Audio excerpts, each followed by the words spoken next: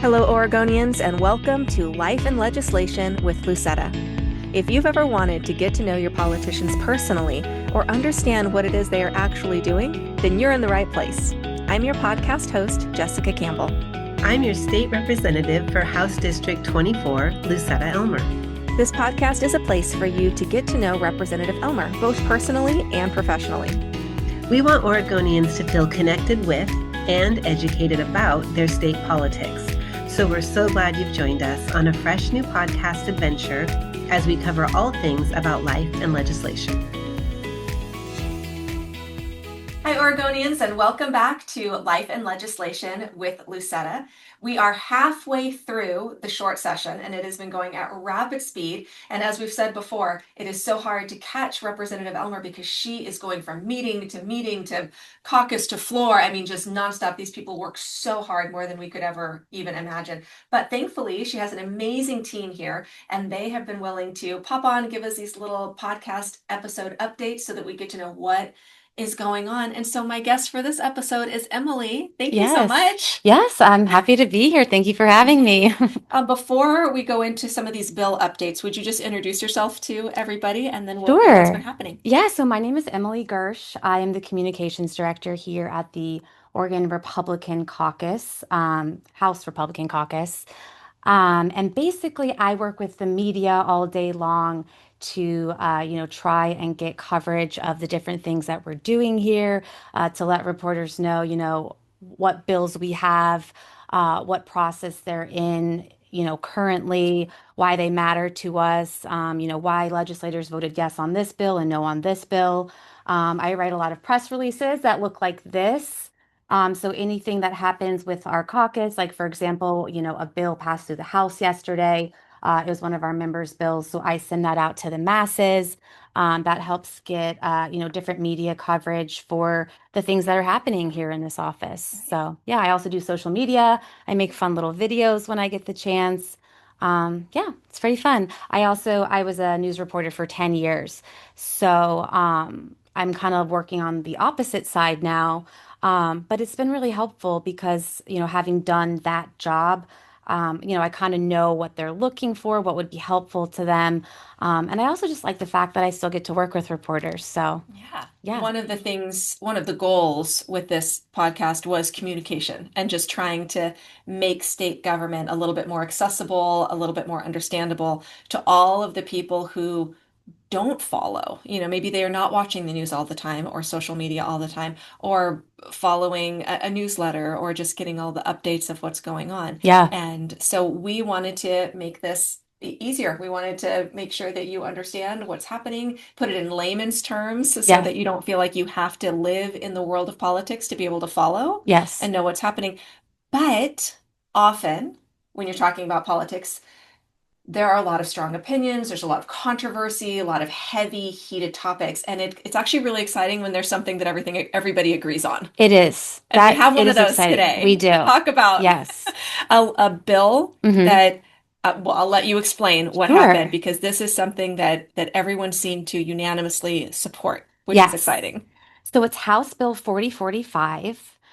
So Representative Kevin Mannix was a chief sponsor of this bill. It's also known as Kristils Law, and it's named after a Colorado woman named Kristils Krug, who had a stalker, and he stalked her for months using a phone number she didn't recognize, sent her, intimidating messages. He was impersonating another man.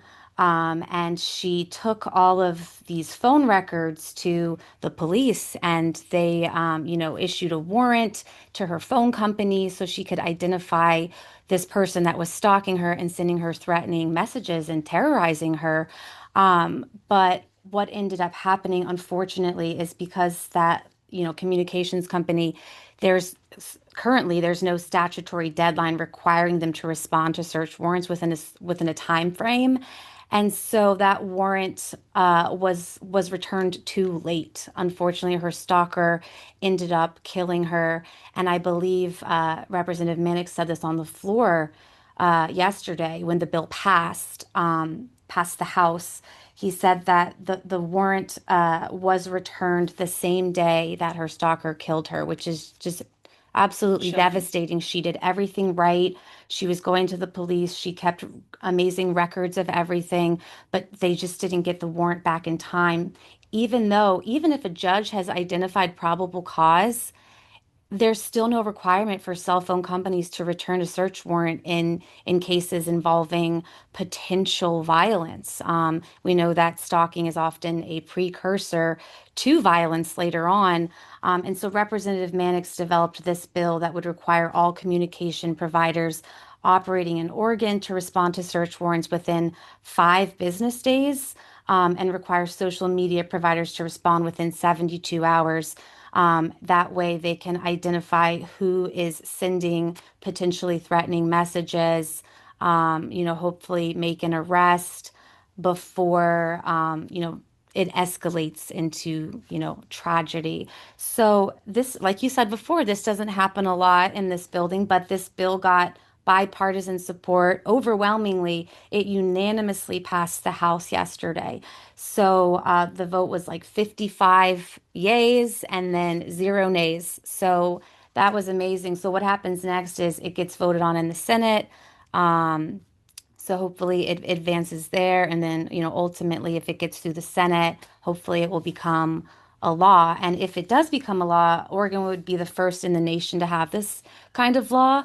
And yesterday, Kristils Krug, the Colorado woman that the bill is named after, her family was actually on the House floor yesterday when it was being voted on.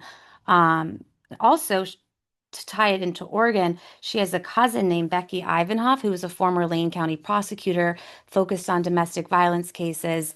And then after her cousin was killed, made it her mission to, create a law that would protect victims of domestic violence or stalking if there are threats coming, from a cell phone. So yeah, it was exciting to see it get, unanimous bipartisan support yesterday, and I guess we'll see what happens with the Senate, and we'll just keep tracking it. It's amazing. Yeah, like you said, to have everybody working together unanimously in support of something that is so important. Mm-hmm. And hopefully, then you said Oregon's the first state. Hopefully, other states start to Yeah, put these measures in effect, and pass more laws where there is that speedy response, yeah. something that is so serious. Yeah, and I want to read Representative Manish's quote yesterday.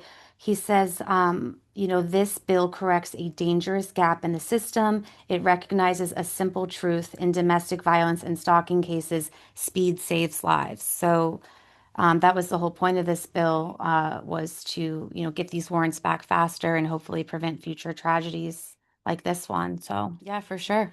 Well, thank you for that update. Of course. And this next bill is definitely not unanimous. There's some controversy over it, but we Mm-hmm. just wanted to get an update because Yeah. this one is all over social media. Anybody watching has probably seen some level of conversation about the transportation tax and whether it's going to be on the November ballot or whether it's going to be on the May ballot. And there's a Mm-hmm. whole kind of string of updates of what has happened so far. Yeah. But I was hoping you could give us just a quick where is it now? I feel like I've even gotten confused as Yeah, well. it's a lot to follow. I actually have a little chart here that I made to keep myself on track. Perfect. It's called Senate Bill 1599. You probably, like you said, you've seen the social media posts. This bill seeks to move the transportation tax referendum from the November ballot, where it was already certified by the Secretary of State, to the May primary ballot, which historically we know is a lower turnout election than the general election in November. Um, 200, more than 250,000 Oregonians signed these petitions to put this on the November ballot. It had November 3rd on the petitions. Again, it was certified by the Secretary of State. It moved through the process. And then, it became political. We saw Senate President Rob Wagner saying, he said, "Is this political?" For sure. Um, he said, "I don't think anyone wants to have this on a November ballot." And he said that on the record. So that was very telling. Democrats have been saying that, this is an urgent uh, matter. We need to fix the roads sooner rather than later. However, when Oregonians rally together to put something on the November ballot, it's important that that process is upheld and respected. And so this has probably been like the most contentious point of this special session. We saw last session multiple attempts to get a transportation bill uh, passed. We saw that the governor's bill, $4.3 billion in transportation taxes and fees, was ultimately passed during a special session in November. And then after she signed, or sorry, that was passed in September. The governor signed it in November. And then right away, Republicans rallied to get enough signatures to refer the issue to voters. And they did that. They were very successful. I think a lot of people were surprised by that. So Democrats brought forward a bill this session to put it on the May ballot. And there was two public hearings on it already in February, earlier this month. So far, more than 4,600 people testified against this bill, and 99% were opposed.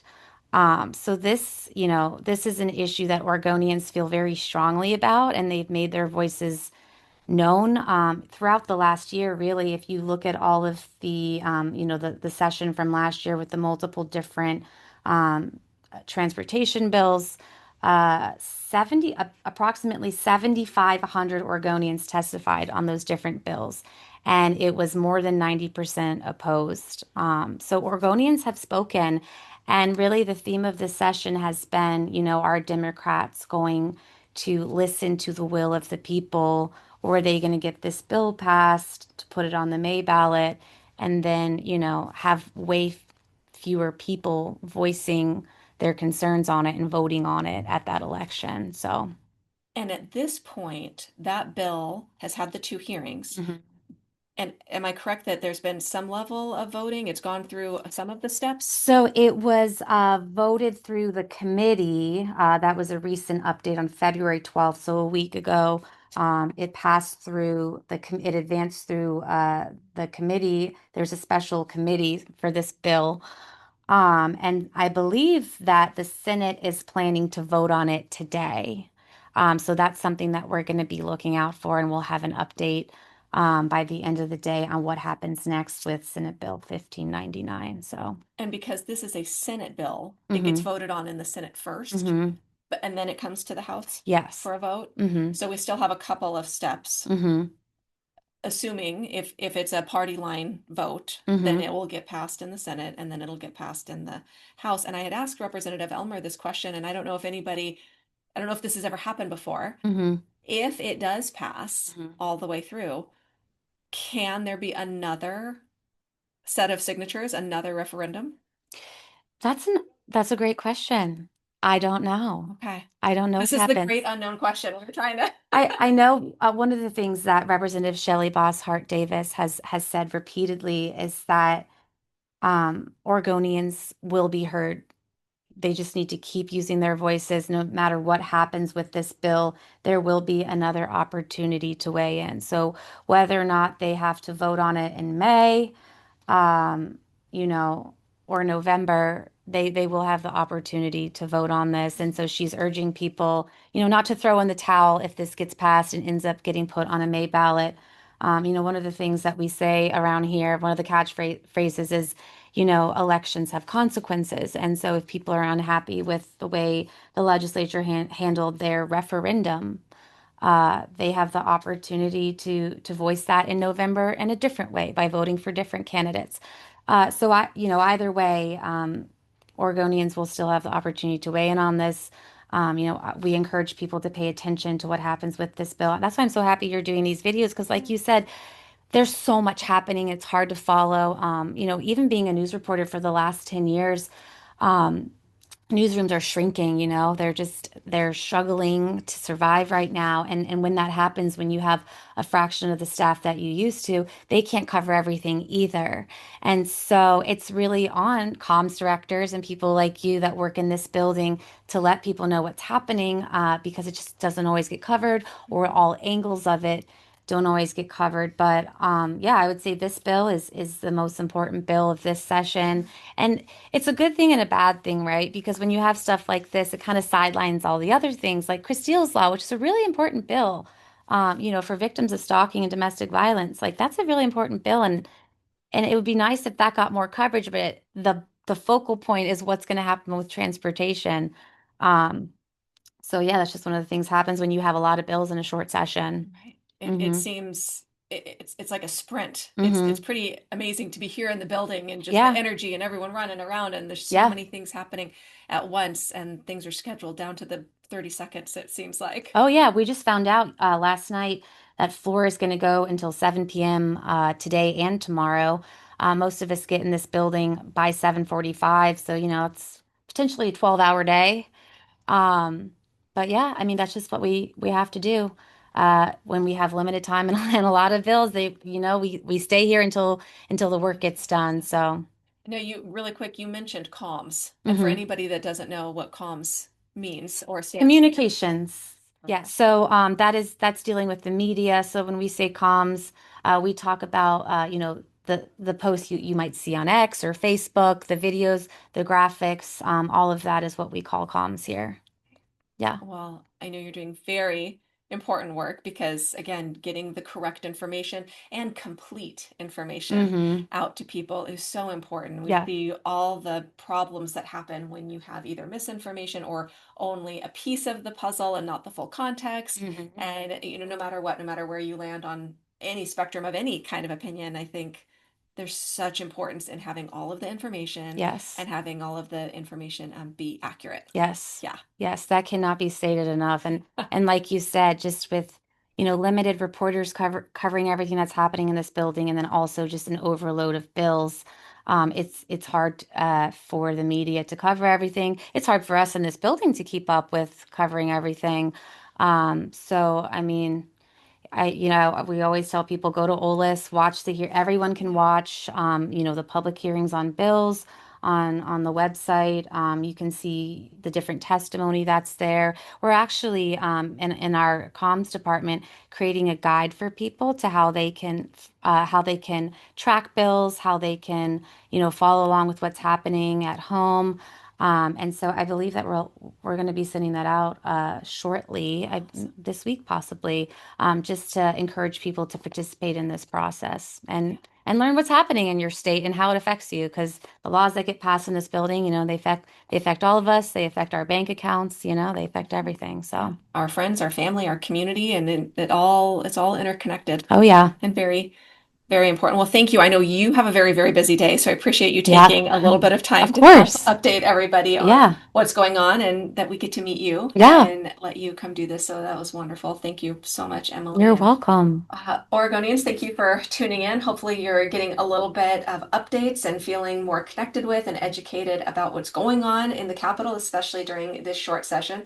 And as Emily said, there's so many other bills. We don't have Oh time to yeah, cover them all. look at all this. Look at all this. That OLIS website that probably most Oregonians don't even know exists Yeah. is a great spot where you can type things in. We've said it before. You can search by a keyword. Maybe education or healthcare is of great concern and importance to you. You can look up the bills related to those. You can follow them. You can submit written testimony. You can share your opinion. You can learn about all the things that might become law in the very near future here for Oregon. So Yeah. thank you so much for tuning in. Thank you again for your time, and we hope you come back and join us next time for Life and Legislation with Lucetta.